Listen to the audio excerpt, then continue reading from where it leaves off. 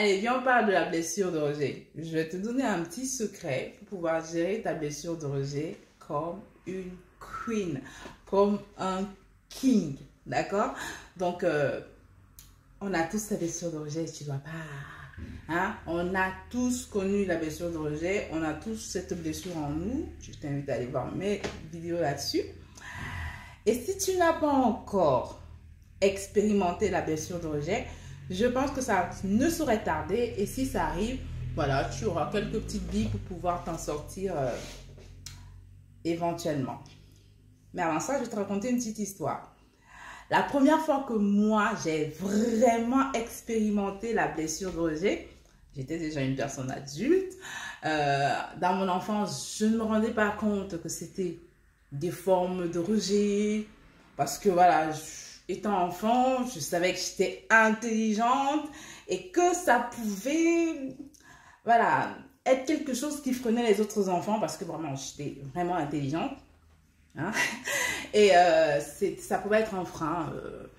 Et j'étais aussi un enfant assez réservé, assez mature, ce qui fait que, voilà, je ne ressentais pas ça vraiment comme étant du rejet. Je me disais juste qu'ils ne comprennent pas. Ils ne comprennent pas et c'était tant pis en fait. Et je faisais ma vie. Par contre, à l'âge adulte, quand on a acquis l'assurance, qu'on a quand même se battu une personnalité et quand on se dit, ben, ça va, on a confiance en nous. Quand on expérimente la blessure de rejet, c'est toute une autre histoire. Donc moi, la première fois que j'ai expérimenté cette blessure, je me suis dit, ah mais j'ai un problème, il y a quelque chose, j'ai fait un truc. Et la première chose que j'ai fait, c'est que je suis allée demander à la personne, aux personnes, ce que j'avais fait qui n'était pas bien et qu'est-ce qu'il fallait faire pour que je répare la situation. Parce que je ne comprenais pas pourquoi la personne me rejetait en fait. Je ne voyais pas ce que j'avais fait de mal. Erreur fatale. Mais on apprend de ces erreurs. Parce que même quand on arrive à assouvir, si on veut dire les mots comme ça, quand la personne ou les personnes nous expliquent en fait ce qu'ils n'ont pas apprécié, ce qu'ils voilà, ils voudraient, et qu'on arrive à leur donner en fait le personnage qu'ils ont envie de voir, on est quand même encore rejeté. Et c'est là que tu dois avoir le déclic. C'est là que tu comprends en fait que ce n'est pas toi le problème.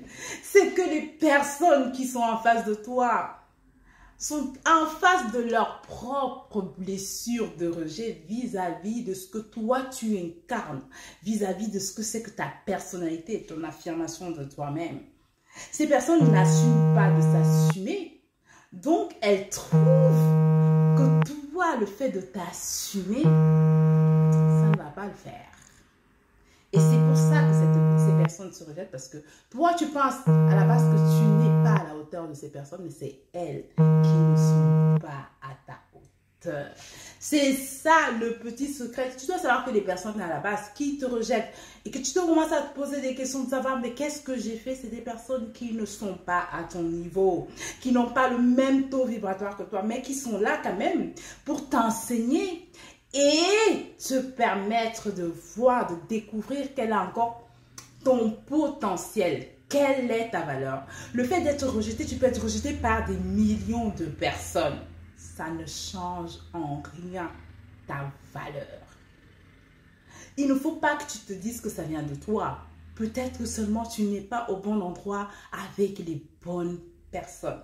D'où l'importance de revenir sur son amour pour soi.